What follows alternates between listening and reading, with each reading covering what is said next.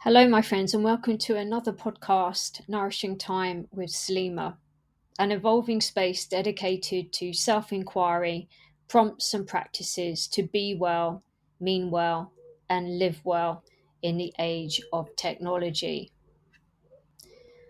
In today's episode, I'll be talking about harmony, what it is, and how it may be the antidote to living in a fear based society.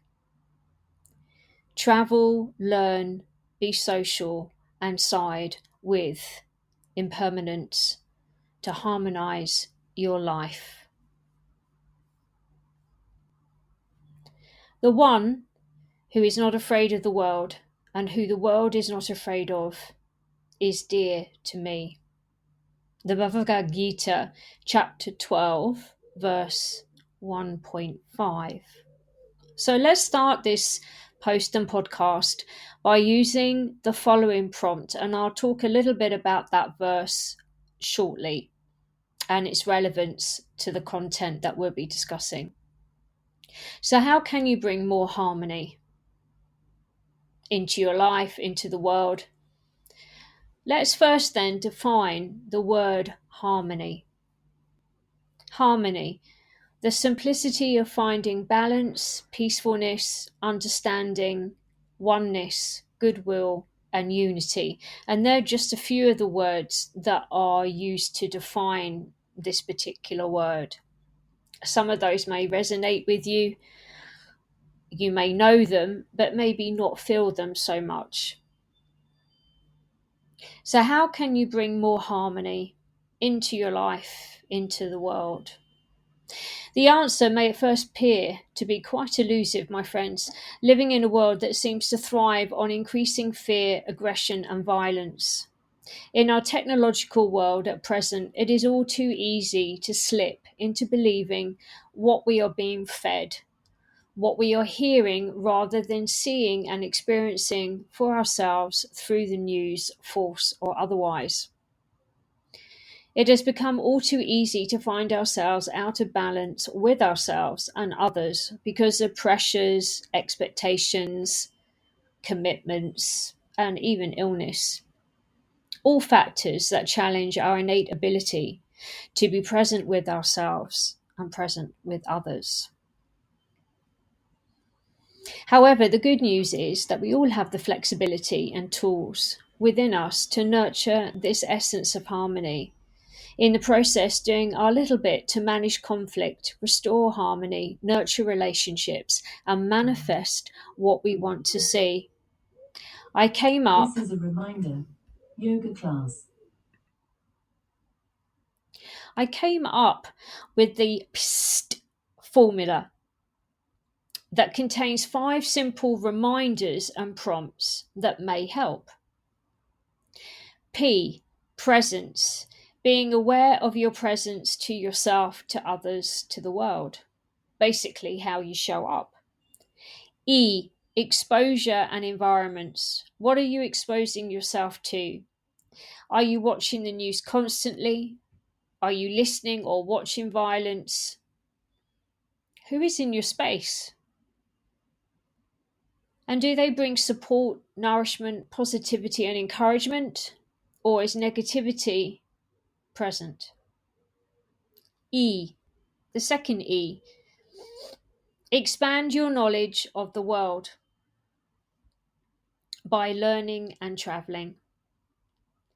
Simplify, review schedules, commitments, and install boundaries. And we spoke about that a couple of podcasts back. So if you haven't listened to that, have a look at that particular post and podcast if you're unfamiliar with what boundaries are and why you may need to use them. T, tune in with what brings you joy. And T, travel in capitals where possible. When the pandemic happened, although it was desperately horrific when the world stopped, we all changed. Life changed. COVID slapped us in the face with a reminder that everything is impermanent.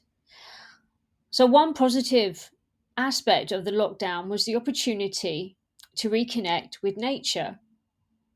appreciate our communities, practice meditation, mindfulness, and yoga to help with the stress of it all. So, when I saw the above verse at the beginning of this post, taken from the Bhagavad Gita in a recent article, it seemed to resonate more this time around than when I first read it. The verse encourages us to seek and find balance in all things worldly, prodding us not to take things at face value, but instead to do a little bit more inquiry by learning about nature, culture, and society. Coming from a mixed cultural background myself and having parents who love to travel, my father, the first from his village in Pakistan to win a scholarship to Cambridge, and a mother constantly trekking around Europe in her heyday, you might say travel and culture were in my blood. Living in both Cyprus, Greece, and Cuba, with prolonged stays in Australia, Thailand, New York, and Los Angeles, I was also fortunate enough to have a successful career that allowed me to experience life in many different religions, cultures, and communities. In the process, cultivating, one might say, a certain degree of worldliness and influencing how I see life, how I choose to live it, and more importantly, with whom. Evolving careers, these threads of exploration and adventure continued when I started to travel and teach yoga and philosophy for over 2 decades. The people we meet change our lives forever. So, travelling where possible, even if it is to a local gathering, community, wedding, concert, holiday, or even a yoga retreat or mindfulness retreat for that aspect, can often provide us with an unexpected opportunity to connect with others that we might not necessarily find ourselves in those particular communities. Saying yes sometimes can also unconsciously open ourselves up to meeting new people from other cultures in a more relaxed environment, where differences may seem less threatening. More importantly, finding a thread of similarity in our shared interests can allow us to hear, experience, and respect life from many different perspectives. In the process, we're doing our little bit to understand more, manage conflict, restore harmony, and nurture relationships. Echoes of this particular sentiment played out for me last weekend when I received a last minute invitation to a friend's wedding, stroke blessing. They actually got married last year in Canada, so this was the English gathering. Normally not one for weddings, I surprised myself when I said yes straight away. Even though it was a good 2.5 hours drive from where I live, and I would be on my own as my partner Wim was back in Holland seeing his parents. I really wanted to go. It had been at least 7 years since I last saw Sharb and Michelle. I had met them both when they first walked into my yoga class way back in 2011. I didn't realise it was quite that far back actually, till Michelle reminded me. And I remembered that we hit it off straight away. Since then, deaths, marriages, and COVID in between, but it was like no time had passed. A beautiful aspect of this particular experience for me was found in Michelle's kind words of how much my classes and teachings had meant to her. Furthermore, how by attending these classes, she had met other like minded souls and forged other connections along the way. Being social and living in a beneficial community also can have an enriching effect on your mental health. I am so grateful, extremely grateful for where I live currently. My neighbours are varied in ages and backgrounds, but just sitting with them for short periods of time, short while, can be inspiring. Hearing experiences of travelling, living, and working in different environments and countries allows a different perspective to emerge, a different perspective of life to emerge for that aspect. Notripophobia, a fear of not travelling or living life without travelling.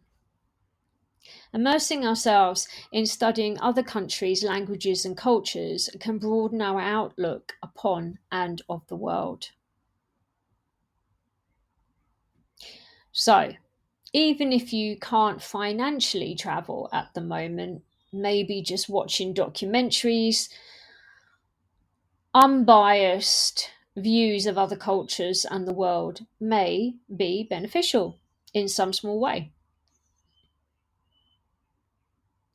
I'm going to give you now some following prompts And these are different from the formula that I gave you, but these might help you realize where there may be an undeveloped source of potential and harmony laying dormant.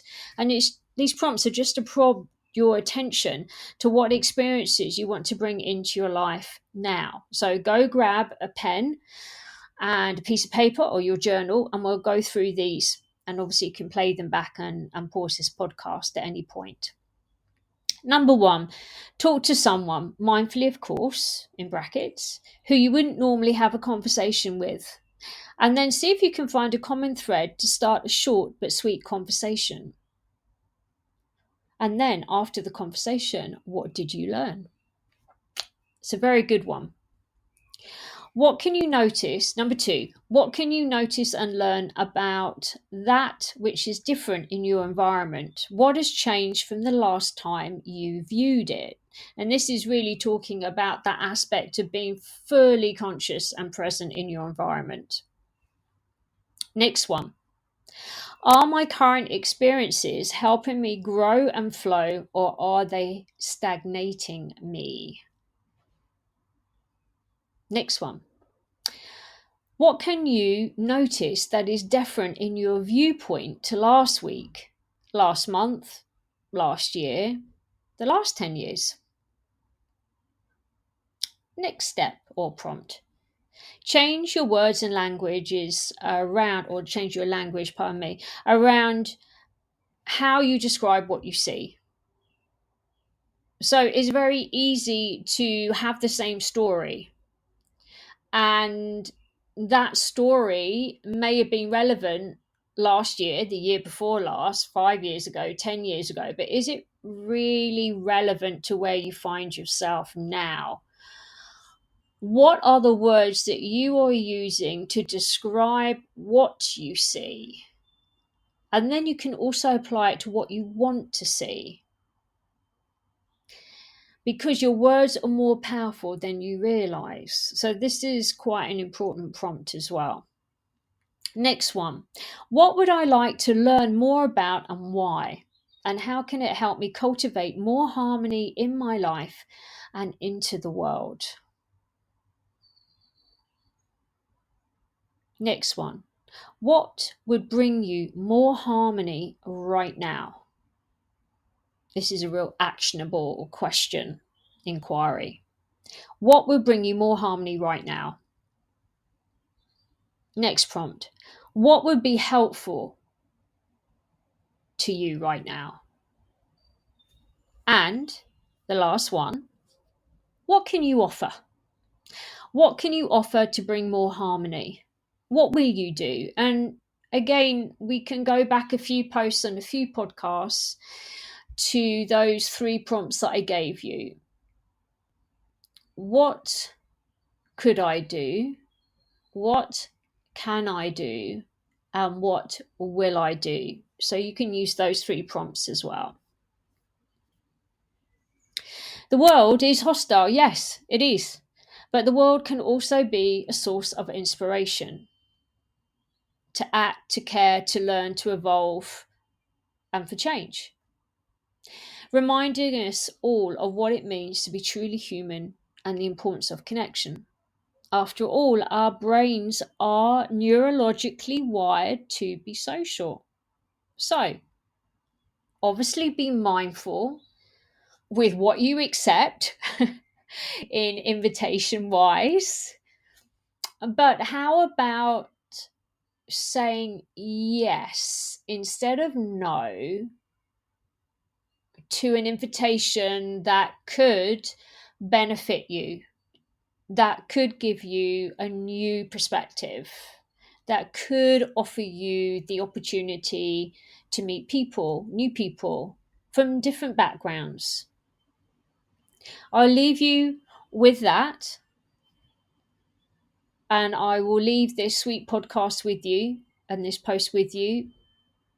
I look forward to hearing or seeing your comments on this post. Please feel free to comment. If you're listening to this on iTunes, you can head over to Substack and leave a comment there. If you want to hop on the chat, you can do that there as well. This will be going onto iTunes very shortly and just in time for the weekend. So, if you received an invitation for the weekend or you're thinking about doing something, then please listen to this podcast, use it well, and see what happens, because you never know what's out there, what experience is waiting to be unearthed, what new experiences you can discover.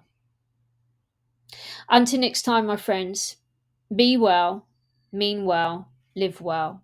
Thank you for reading, listening, and sharing Nourishing Time with Salema, and I will see you next time.